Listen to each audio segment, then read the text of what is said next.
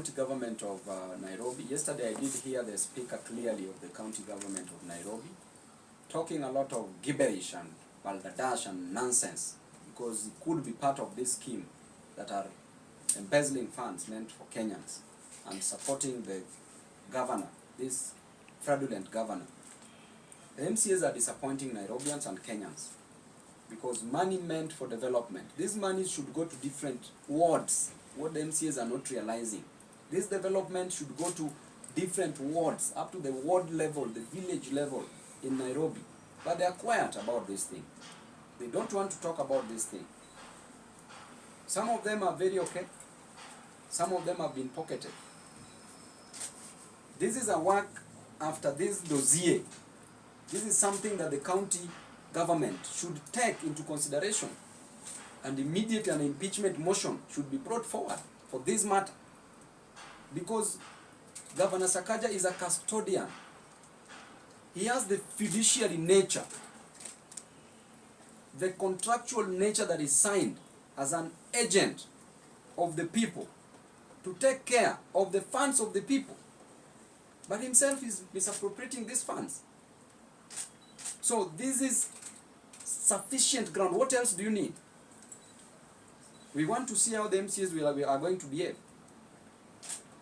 So on that, we've been failed by the MCAs, who should really do their work. So I think I've answered that question together with yours.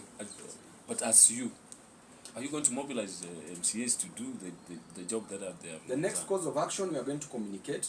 First, I want to talk to Baba about this, because Sakaja keeps on floating the name of Baba everywhere. And I'm going to talk to Baba. Baba is not part of this thing, but he keeps talking that he is Baba's son. How is he Baba's son when he's stealing? Baba does not support theft. So, hapo kuna shida that we must cure. At the same time, the President of the Republic of Kenya, Ruto, this is serious allegation. Now Sakaja wants to name a hospital after your wife, Rachel Ruto, just to hoodwink. This is emotional blackmail. He's mobilizing people emotionally. This is emotional blackmail. Yeye, every time we notice that kama kuna kitu inakuwa shida, inaungua, he rushes to the president. That is the time he goes there very fast. What is the president doing with his governor?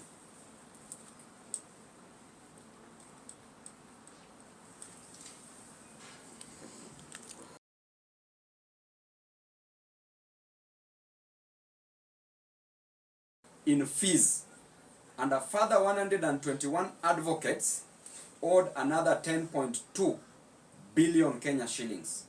Hence, legal fees for 132 lawyers stood at 20.9 billion Kenya shillings. So, you want to tell me that Sakaja has already paid 11 advocates 10.7 billion Kenya shillings. It means that every advocate was pocketing 1 billion, close to around or approximately 1 billion Kenya shillings. What is the governor doing? That is found on page 6.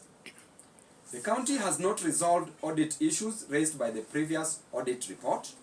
Number 4, the county did not report the various funds being run by the county, e.g. disaster fund, and there you heard what happened even in the Embakasi East constituency when there was serious disaster resulting from the gas explosion. A budget of 285 million disappeared. Not even a shilling was used to help any of the victims from the county government. Not even a mattress, not even Piriton was bought to give my people to sleep so that they could not feel the pain.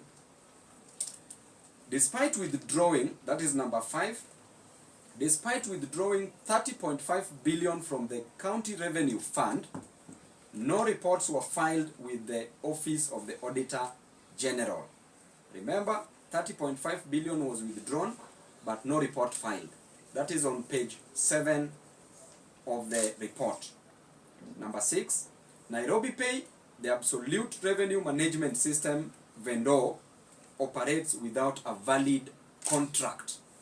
I did talk to the majority leader of the county assembly, Mheshimiwa Imwatok, and he said that on Tuesday next week they will table a report on the same, and that the report says that was written in Mombasa, that there was a recommendation from the committee.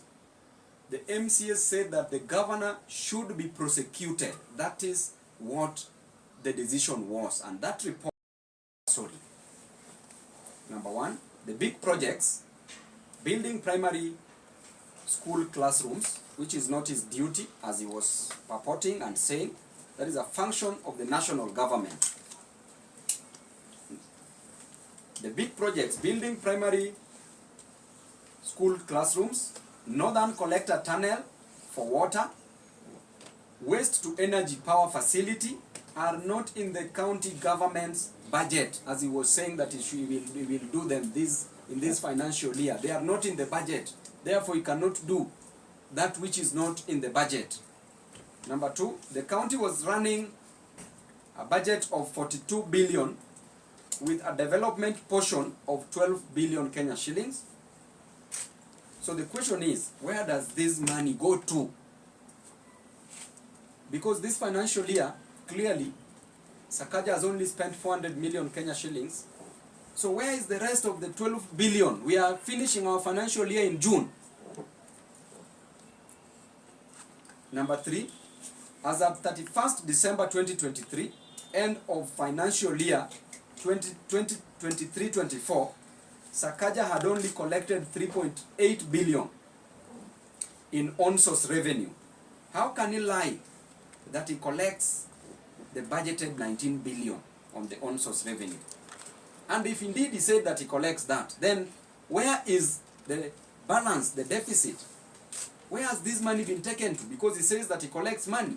So where is this money taken to? Number four, Dishina County is getting funding from government development partners, from the national government, from the county government. And kitchens being built by the county government. Who is this so-called implementing partner? They have not been mentioned anywhere. Where and what is the contract between them and the county? That's a sensitive docket where you cannot say that you are in a contract with somebody and that contract is impliedly. The contract must be expressly. It must be put down on paper because that's a sensitive docket. We are dealing with children. We want Governor Sakaja to come out and account to the people of Nairobi on the specific resources budgeted for and entrusted with him from the equitable share of revenue, which is 20 billion Kenya shillings, on-source revenue of 19.9 billion Kenya shillings, and 3 other additional conditional allocations of 2 billion Kenya shillings. Whatever he chooses to do with other funds will be the subject of audit and accountability as and when those funds are available. Therefore, the people of Nairobi are not interested in drama. They are not interested in dimples anymore. And therefore, my analysis consists of 3 parts. Part A is the adverse opinion, and it reads, the Auditor General says that they cannot confirm the accuracy and completeness of the financial statements provided by Sakaja for the financial year 2022-2023. The difference in payment reported by the financial statements and the ledger, which ordinarily should be the same, is 5 billion Kenya shillings, which is lost, and that is found on page 2 of the Auditor General's report. Therefore, the Governor of Nairobi cannot explain the 9 billion in pending bills. Also in page 2, the Controller of Budget did approve 17 billion. Out of the 17 billion, the Governor only paid 8 billion as pending bills, but 9 billion is lost. Paid was paid for at 60.8 million Kenya shillings, apparently for floodlights, but no supply was done and no entry was made for the same, found on page 4 of the report. Sakaja says he paid salaries of 11.2 billion Kenya shillings, but records of banks and IPPD shows only 8.8 billion Kenya shillings. Hence, 2.2 billion Kenya shillings was paid to ghost workers. By ghost workers, now it means that that money has been stolen. Purported payments of 161 million Kenya shillings and 93 million Kenya shillings to temporary workers were not supported by any documents at all. That is on page 5 of the report. Number 10, 226 million Kenya shillings from the salary account was paid through 46 fictitious transactions, not supported at all and not related to salaries, which means 226 million again stolen. That is on page 5 of the report. 8 billion, meaning it spent a total of 47.1 billion, which is 7.5 billion shillings above the budget. Now you can see where the fraud is, because they've budgeted for money, but they've spent above what they budgeted for. So which means they were spending on what they didn't budget for. That is on page 6 of the report. Despite the county having a whooping, that is number 2, despite the county having a whooping 832 cases, this is where now there is serious fraud. The county had 832 cases. A mere 11 advocates were owed 10.7 billion Kenya shillings. 11 advocates owed